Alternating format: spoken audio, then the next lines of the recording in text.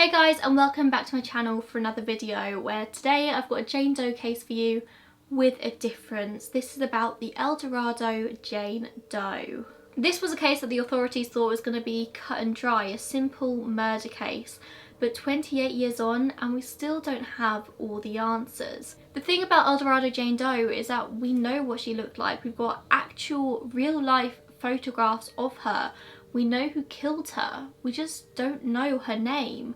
But we're getting close. We are so close to finding out her true name. But the name that everyone knew El Dorado Jane Doe as when she was alive was Mercedes. So that's what I'm going to call her in this video. I just feel like it's a little bit more personal than calling her Jane Doe. When she died, she was between 18 and 30 years old, most likely on the older end of that spectrum. She was about 5'10" and weighed between 150 and 162 pounds. She had old scars over her right eye and her left wrist. She'd been very battered and bruised throughout her life.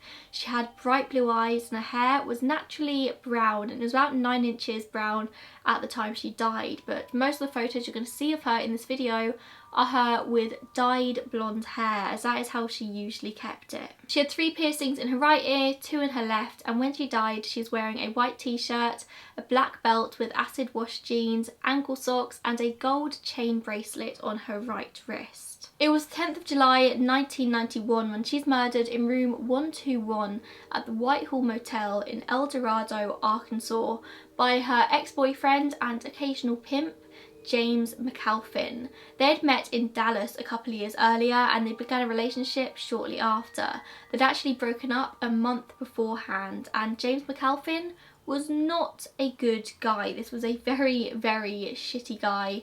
Mercedes was actually very well known in the local ER because he would regularly beat her and she would turn up covered in cuts and bruises. It was June of that year when Mercedes finally left McAlpin and she moves in with a friend, Andrea Cooksey. But McAlpin wasn't willing to let her go. He would harass her, constantly call her, constantly contact her, and when he found out that she was seeing somebody else, she started to get death threats. In July 1991, McAlpin actually calls Mercedes and asks her to come see him at his room at the Whitehall Motel. He offers her money in exchange to do this, and Mercedes tells Andrea that she really wants the money because she really wants to send gifts back to her children who are living with her mother. So she decides to go and she makes the short walk to the motel. It's not long after she arrives, a very heated and loud argument starts, partially witnessed by somebody who also lived in the motel called Ray Menon. Now Ray knew McAlpin, he'd actually lent him a cassette tape, and that night Ray decides he wants it back, so he goes round to the room and knocks on the door. Only Mercedes answers. She says something to Menon along the lines of, "You need to talk to him," and she storms out of the room. Only McAlpin storms after her. He grabs her when they're in the car park and he starts beating her, hitting her in the car park, and then physically drags her back to the room. The argument continues for a little bit until there's a gunshot and then silence, and it just so happened that at the time the gunshot sounded, Mercedes' friend Andrea was actually walking past the motel, and she just has this gut feeling that the person on the receiving end of this gunshot was Mercedes. So she actually heads straight up to McAlpin's room and she opens the door and finds Mercedes lying there. She's dead by this point. Witnesses say they actually saw McAlpin fleeing the scene. He still was holding the gun in his hand and he gets into a car and speeds away. It doesn't take the police long to track McAlpin down and they arrest him, charge him with first-degree murder. But he denies everything. He says that Mercedes actually killed herself. He says that she grabbed the gun off him and threatened to kill herself, and this was something apparently she did all the time. She always threatened suicide, so James goads her and she does it.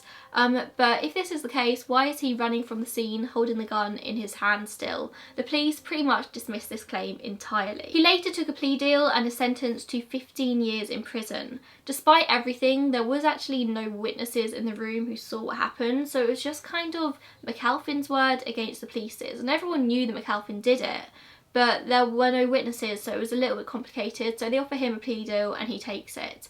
They also changed the charge to second-degree murder instead of first. So obviously while the police are dealing with this murder, they're also trying to figure out the true identity of this woman. They learn pretty quickly that her true name isn't Mercedes, only what is her real name?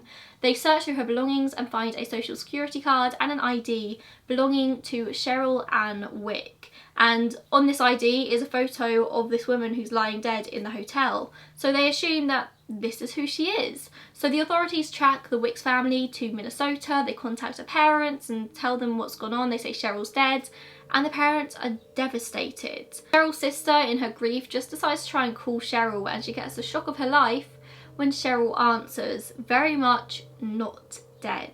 Turns out that Cheryl was a dancer, and so was Mercedes. That's one of the very few things we knew about her. Mercedes was a dancer in strip club, and at some point when Cheryl was dancing, she had her social security card and ID stolen from her, something she didn't even realise until the police contacted her. It's assumed that Mercedes is the one who stole the cards, meaning that she can be placed in Minneapolis at some point, but also somebody else could have stolen them and then later sold them to Mercedes. We'll never really know. Minneapolis is a long way from El Dorado. The real Cheryl said she'd never met Mercedes, she had no idea who she was, she didn't even recognise her, and that she couldn't be of any more help. So the investigators decide to head back to square one, and it turns out that Mercedes' life was just this intricate web of lies and half stories. They look through her belongings for any clue as to who she was, and they don't really find anything at all. They find that she collects menus, different menus from all the different restaurants she's eaten at. There are menus from Texas and Virginia and all the places in between.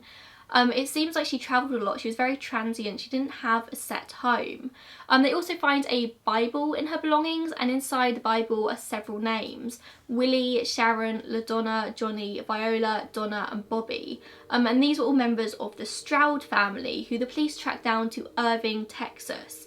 It's thought that Mercedes lived with them for a small amount of time, but they never knew any more about Mercedes' identity than anybody else. It's not thought that she is related to the Stroud family in any way. They're a black family and she was white. They interviewed friends of Mercedes and found that she lived under many different aliases. She was mostly known as Mercedes Friends, which was a name that she picked up while she was a dancer, but she was also known as Cheryl Kaufman, Shannon Wiley, Sharon Wiley, Kelly Lee Carter and Kelly Carr. She had been arrested 4 times, each under the name Cheryl Ann Wick, using the ID that she had. She was arrested for a variety of different reasons: prostitution in Dallas, public lewdness in Garland, Texas, and writing bad checks in El Dorado, Arkansas. We know very, very little about this woman known as Mercedes. We know she worked as a stripper at a club in Dallas for a time, which is where she met James McAlpin. She also danced at strip clubs in Little Rock, Arkansas, and possibly strip clubs in Virginia and Minnesota. It seems she didn't have a set home, she moved around a lot, and we also know that she may have had former pimps named JD, Jeffrey Davis, and also another named Tyrone. She told people a variety of different stories about who she was, about her past. She told some people that she was in the witness protection program. She told some people that her father was in the mafia. She told some people that she had 2 kids that lived with her mother, but her and her mother didn't get along, so she didn't see them. She also said to some people that she had 1 child whilst living in a homeless shelter, but the child got taken away by CPS, and because she was living at the shelter under a false name, she could never claim the child back.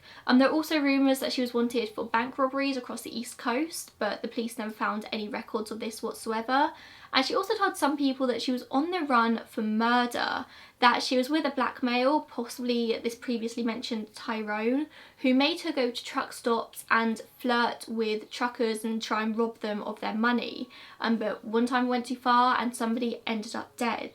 Now this last story isn't as far-fetched as it sounds.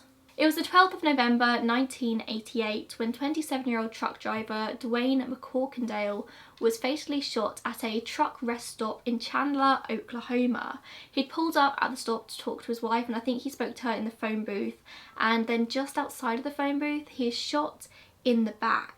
His body is found later, surrounded by coins, and his wallet was nowhere to be seen, the apparent motive of this murder being robbery. Which is ironic, as truck drivers notoriously don't carry much money on them, at least didn't back in those days, for fear of getting robbed. So this person would have murdered Dwayne over no more than $25. Police obviously investigate it. They put notices in trucker magazines asking for any information that anybody might have. and they do get information. They find that several truck drivers in the area are being harassed by a stupid driver in a brown Ford Pinto. This Ford Pinto is following drivers up the motorway and just trying to cut these truckers off at every single opportunity. Obviously really, really dangerous. But that wasn't it. Trucks have something called a CB radio, which basically allows them to communicate with other truckers in the area.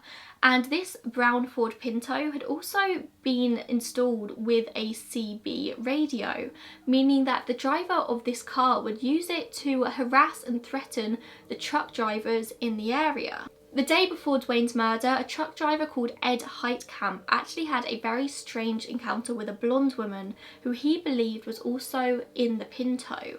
This woman approaches him at a truck stop and asks him if he's got any dope, any drugs. He obviously says no. And then she says to him, like, me and my friends are lost. Can you give me some direction? So as Ed turns around to get his map out, this woman makes her way sort of halfway into the cab. When Ed turns around, she then asks him for money. He says he doesn't have any, and this woman then jumps down from the cab and gets into a brown Ford Pinto with a white male and a black male and speeds off. None of the people in this car have ever been identified, but it's widely thought that Mercedes could have been this blonde girl because the story she told people after the fact is so incredibly similar. I mean, she's told people that she's on the run for murder and that she had somebody who would force her to go and rob people at truck stops. It sounds similar. However, Ed actually said that the woman who approached him was very clearly high on drugs. She was very clearly a drug user, and nobody ever reported Mercedes showing any interest in drugs, let alone using them.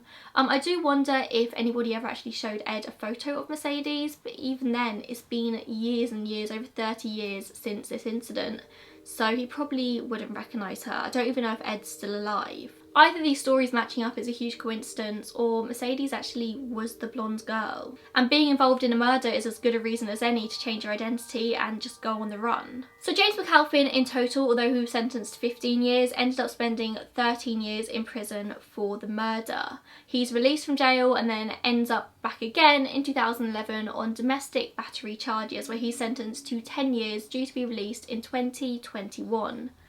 Halfway through the sentence, he begins to claim that he knows information about the true identity of Mercedes. He says he'll reveal this information if somebody pays him $4,000. McAlpin had already previously told detectives that he'd reportedly met Mercedes' mother and sister when they came to visit her one time from Florida, but he either refuses to provide names or just doesn't remember them. He will only give really tantalising hints as to who Mercedes really is, saying that she chose to hide her identity because the lifestyle she chose would have embarrassed the people she left behind. He said that she was 26 when they met, making her around 27, 28 when she died, and that she'd been on the streets since she was 16. She fell for a guy who later became her pimp, and she just fell into this world and couldn't escape. Apparently the first ever pimp she met when she was 16 had other young girls working for him, girls that he had reportedly kidnapped. McAlpin claimed that Mercedes was friends with 3 young girls who had been kidnapped from a Fort Worth mall in the 1970s, and that she was so close with them they were like her sisters. This most likely refers to the Fort Worth 3, which was a very, very high profile missing girls case in the 1970s. And this was 17-year-old Mary Rachel Trilliker, 14-year-old Lisa Renee Wilson, and 9-year-old Julie Ann Mosley. He said that they were really close, Mercedes would go visit them all the time, that he met these girls as well, but that the youngest girl had died giving birth. The detectives working the case believe this story to be highly, highly unlikely, that James McAlpin is a compulsive liar and that he would say anything to get out of jail. If he knew things about Mercedes, why did he wait until halfway through his second 10-year sentence to say anything? If he really knew things, why did he not use that as a bargaining tool when he was working on his plea deal for Mercedes' murder? It just screams of desperation, and the fact that he refuses to give any details until he's paid money suggests that he probably doesn't know anything. And even if he thinks he knows things, it's highly, highly unlikely that Mercedes ever would have told him the truth in the first place. She kept her identity a secret from everyone, so why would she tell her abusive boyfriend? I don't think she would divulge these intimate details of her life to him. She probably lied to him just as much as she did everyone else. Who even knows if he's telling the truth about her mother and sister coming to visit? I highly doubt that's true. So how come nobody has ever recognised Mercedes? Somebody must know who she is, whether it's a family member, somebody she used to go to school with, somebody who used to work in a shop that she frequented a lot. Somebody would recognise her. Unlike most Jane and John Does, we're not dealing with facial reconstructions here and guesses. We have actual real life photos of her. We know exactly what she looked like, we know her personality, and we know people who knew her. So how come not a single person has ever come forward with her identity? Well, maybe it's likely they just don't recognise her. Maybe McAlpin was right about one thing. Maybe Mercedes did run away from home when she was young, when she was 16, maybe even younger. If she ran away from home, it's very likely that her facial features changed so much that people just don't recognise her anymore. Or maybe she never even had a family. Maybe she was a child of the system, raised by nobody, and therefore nobody would really ever recognise her. But there is one thing that goes against this theory that she was raised by the system, and that's that she spoke often about her 2 children who lived with her mother. I can't think of any motive as to why she would lie about having 2 children. The night she died, she'd gone to the motel to get money to send her children gifts. If she's willing to send gifts home to them, this surely suggests that she was even slightly involved in their lives. Unless it is all a lie, but I fail to see the motive behind lying about having these children. If she did have these children, they would be grown up by now. Have they ever wondered what happened to their mother? Do they even know the story of their mother? After years and years of nothing, there was actually a huge break in the case earlier this year, January 2019. With all of the advances in DNA technology, they've managed to track down a relative of Mercedes, a second cousin named Christina Tilford.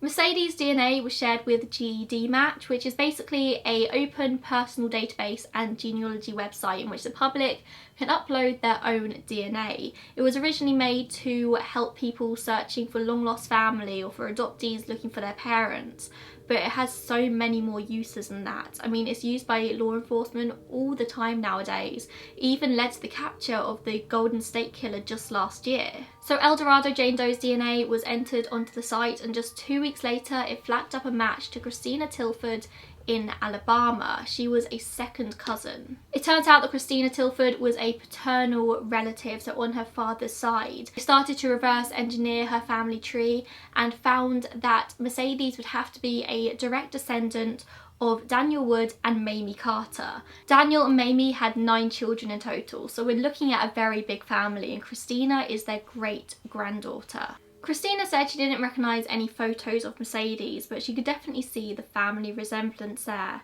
She said that she didn't know of any cousins that she could be though, and suspects that she may have been a child who was born out of wedlock. And we are talking about a really big family here. No one in the family has any knowledge of anyone who was put up for adoption, reported missing, or run away. There's a very high chance if Mercedes was a child born out of wedlock, which does look likely here, Mercedes may never have even known her real father, and there's a possibility that the father may never have even known about her.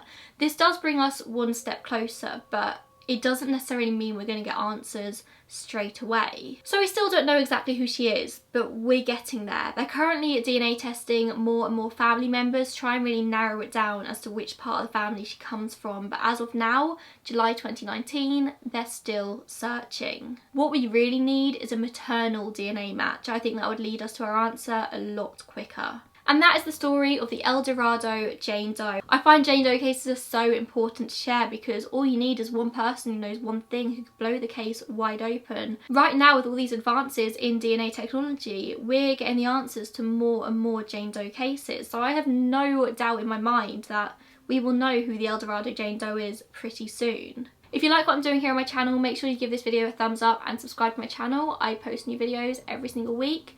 And thank you so much for watching. Bye guys.